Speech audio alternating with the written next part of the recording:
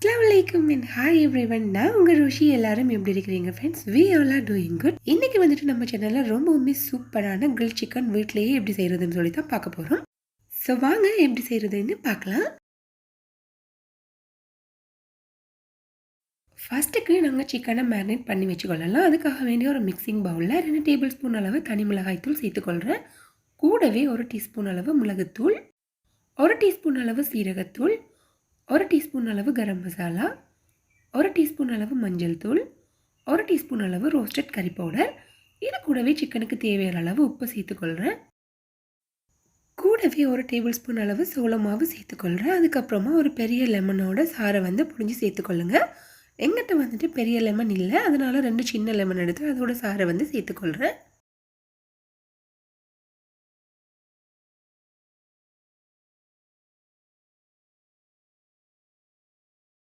அதுக்கப்புறமா ஒரு 1.5 table spoon அளவு ஜிஞ்சர் கார்லிக் பேஸ்ட் சேர்த்து விட்டுட்டு 1 கப் அளவு தயிர் சேர்த்துக்கொள்கிறேன். தயிர் சேர்க்கும்போது ரொம்பவுமே கெட்டியான புளிப்பில்லாத தயிராக பார்த்து சேர்த்துக்கொள்ளுங்க.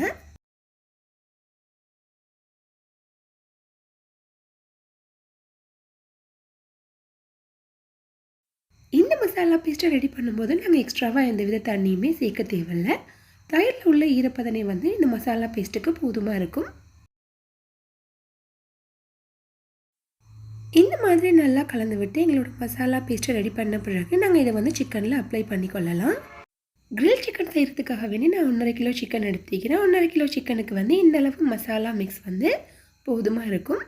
மசாலா பேஸ்ட்டை அப்ளை பண்ணுறதுக்கு முதல்ல சிக்கனில் இது மாதிரி கட்ஸ் போட்டு வச்சுக்கொள்ளுங்க.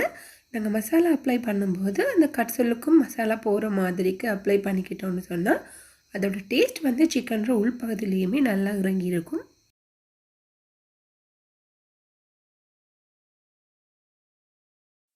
இந்த மாதிரியே மிச்சம் மீக்கிற எல்லா சிக்கனுக்குமே நல்லா மசாலா அப்ளை பண்ணிவிட்டு இந்த ஒரு ஓரமாக எடுத்து வச்சுக்கொள்ளலாம். இது மாதிரி மசாலாலாம் அப்ளை பண்ணிவிட்டு ஓவர் நைட் நாங்கள் மேரினேட் ஆக விட்டுட்டு அதுக்கப்புறமா கிரில் சிக்கன் ரெடி பண்ணிக்கிட்டோம்னு சொன்னால் அதோட டேஸ்ட் ரொம்பவுமே சூப்பராக இருக்கும். பட் இது பார்த்திங்கன்னு சொன்னால் சடனாக ஒரு லஞ்ச் பார்ட்டி அரேஞ்ச் பண்ணுற மாதிரியான ஒரு சிச்சுவேஷன் வந்துட்டுது. ஸோ அதனால் நான் ஒரு 2-3 ஹவர்ஸ் மட்டும்தான் இதை மேரினேட் பண்ணியிருந்தேன். ஸோ இது மாதிரியான ஒரு சிச்சுவேஷன் உங்களுக்கும் வருதுன்னு சொன்னால் மினிமம் ஒரு 2 ஹவர்ஸுக்காவது சரி இதை மேரினேட் ஆக விடுங்க. நல்லாவே மேரினேட் ஆனதுக்கப்புறமா இதை ஒரு 200 டிகிரி செல்சியஸில் 10 மினிட்ஸ் ப்ரீ ஹீட் பண்ணிவிட்டு அதுக்கப்புறமா ஒரு 45 to 50 மினிட்ஸ் வரைக்குமே நான் வச்சு இது கிரில் சிக்கனாக ரெடி பண்ணிக்கிட்டேன். உங்ககிட்ட ஓவன் இல்லைன்னு சொன்னால் நீங்கள் இதை பேன்லையுமே ரெடி பண்ணி கொள்ளலாம்.